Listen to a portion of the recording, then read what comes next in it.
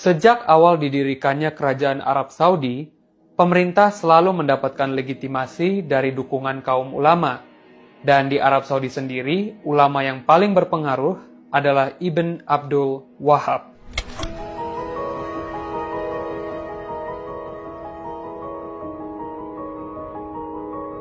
Lahir pada tahun 1703, Abdul Wahhab terinspirasi dengan ajaran Ahmad ibn Taimiyah.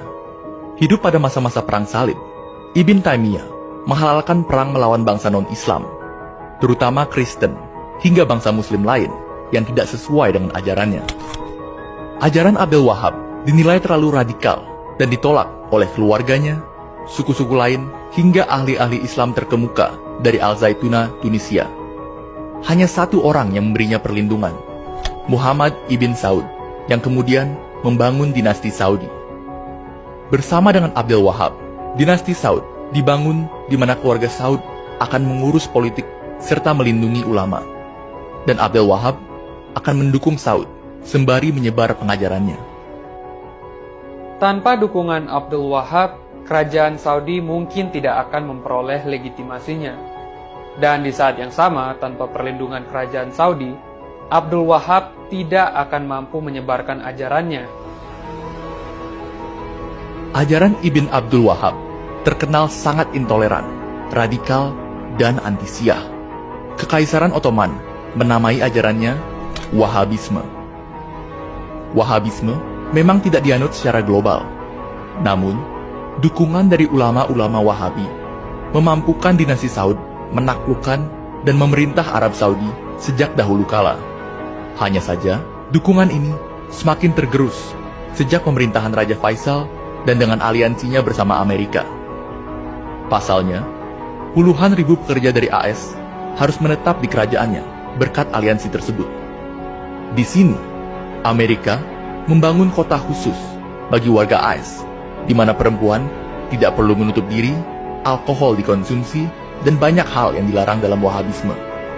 Bioskop dan kasino pun mulai bertebaran di kerajaan, ditambah dengan upaya modernisasi lain dan hak-hak wanita yang ditetapkan oleh Raja Faisal, amarah dari kaum ulama semakin meningkat.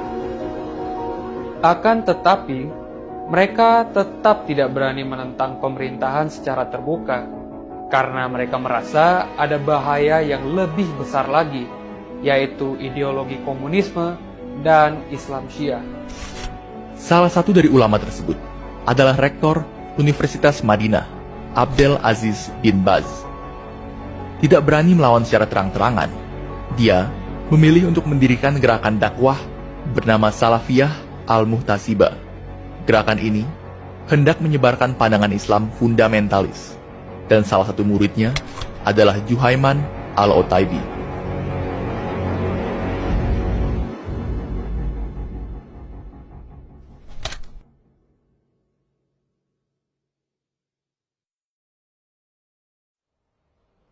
Juhaiman adalah mantan dari Garda Nasional Saudi, pasukan khusus rezim Saudi yang bertugas menjaga keluarga Al-Saud dari potensi kudeta, baik internal maupun eksternal.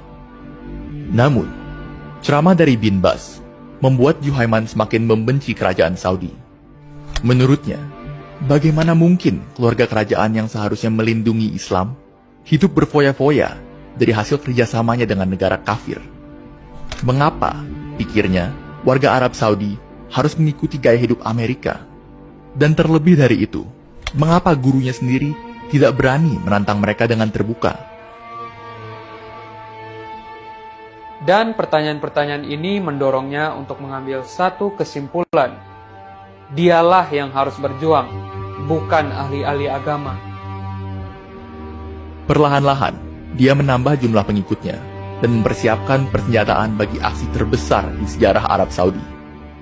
Dia akan menawan seluruh Masjid Al-Haram.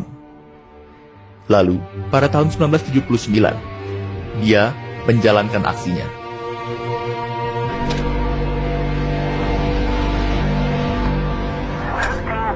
Pilgrims were praying at dawn when the 30 giant doors were sealed off by hundreds of members of a Muslim sect.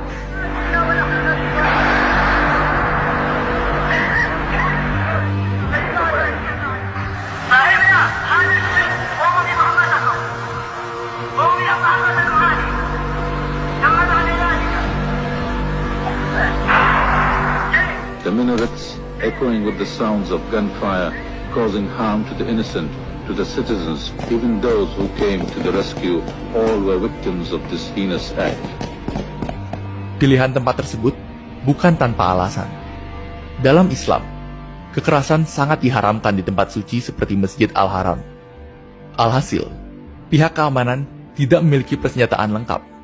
Semua polisi yang datang ke lokasi pun tidak berani menyerbu tempat suci tersebut. Dan dengan cepat dihabisi oleh penembak jitu Juhaiman.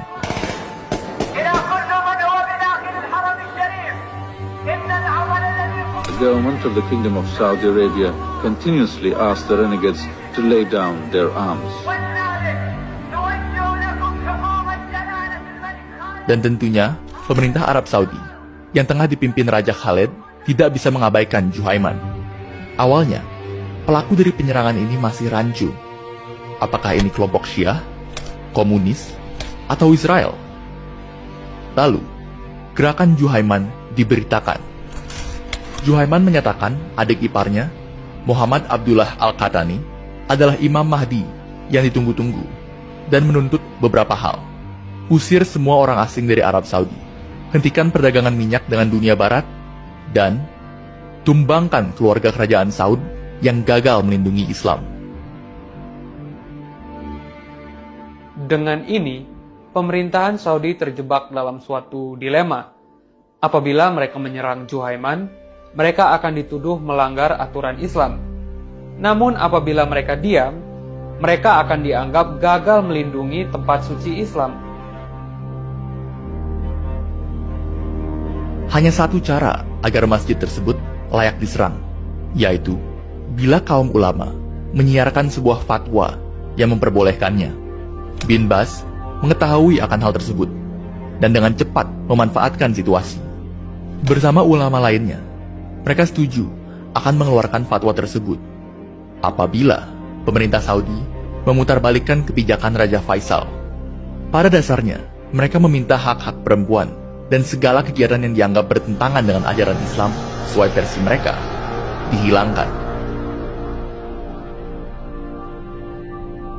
Tak melihat pilihan lain, pemerintahan Saudi terpaksa mengalah.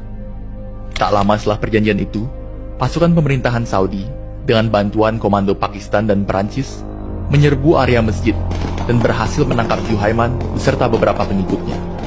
The soldiers fought with determination to overcome this band of infidels who virtually turned this house of peace into a fortress. This is a glimpse of the surrender.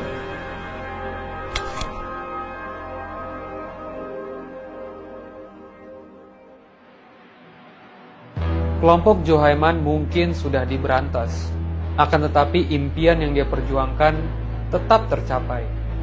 Dalam rangka membalas budi akan dukungan dari para kaum ulama, pemerintahan Saudi mulai memberlakukan peraturan sosial yang semakin ketat hari demi hari.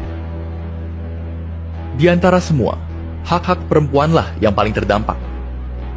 Tidak lagi mereka diperbolehkan untuk tampil di televisi sebagai pembawa berita. Tidak lagi mereka bebas menggunakan busana tertentu, penyetir, dan tidak lagi mereka mendapat akses ke beberapa pekerjaan. Beberapa bisnis serta bioskop ditutup karena dianggap tidak bermoral. Dan polisi moral semakin diperkuat untuk menjunjung hukum syariah yang ketat. Dan dengan demikian, babak baru dari kerajaan Arab Saudi telah dimulai.